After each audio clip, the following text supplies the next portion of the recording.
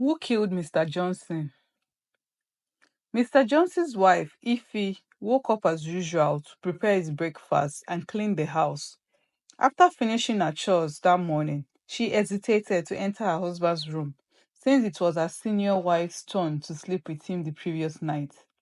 Despite her reservations, she knocked on the door.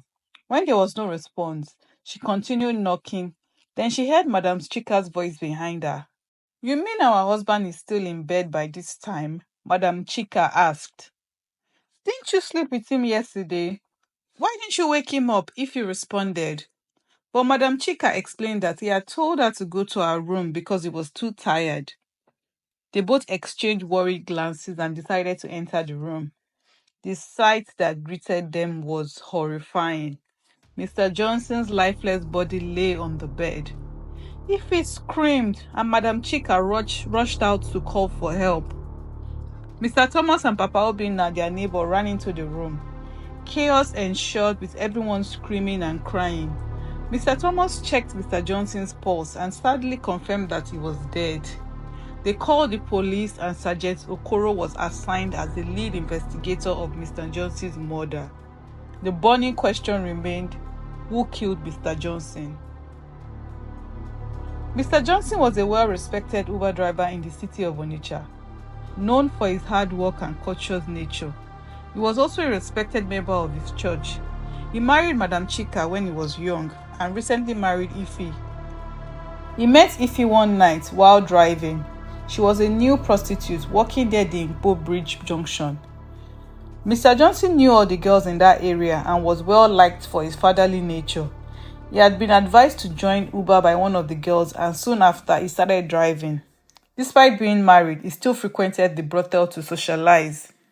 Madame Chika was initially upset about his second marriage, but eventually accepted it as she had been planning to leave him anyways.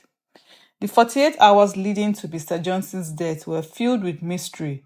He woke up as usual, said goodbye to his wives, and began his day driving for Uber. At around 6:30 p.m., he picked up a mysterious passenger who seemed scared. The journey was silent, and upon reaching the destination, the passenger hurriedly left the car. Later, while stopping by the brothel to visit Madame Queen, the owner, he received a call from the same stranger claiming to have left his bag in the car.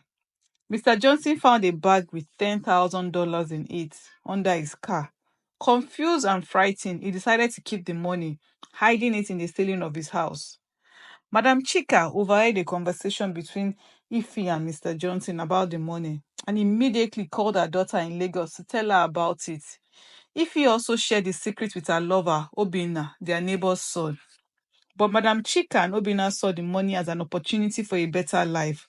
While Madame Chika plotted to start her own business and leave Mr. Johnson, Obinna saw it as a chance to abscond with Ify to a neighboring country.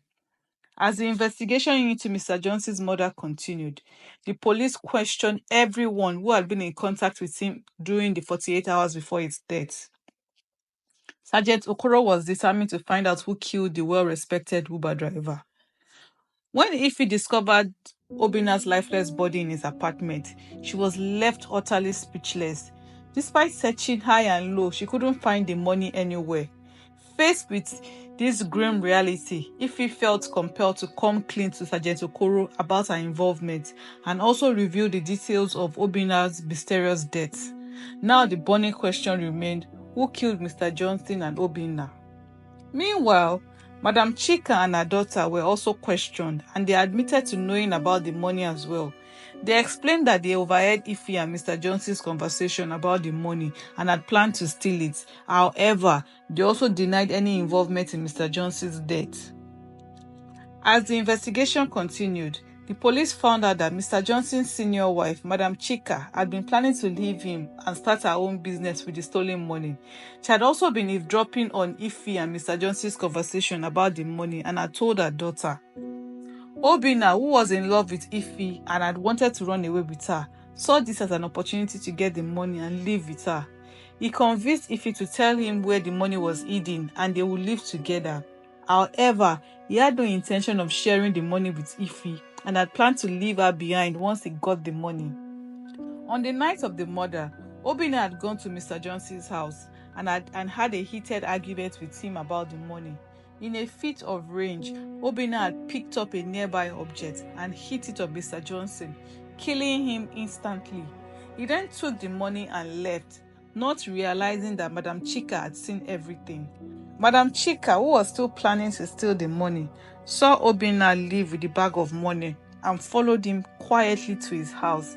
She then confronted him and the two got into a physical fight, during which the bag of money fell and burst open, revealing the stolen dollars.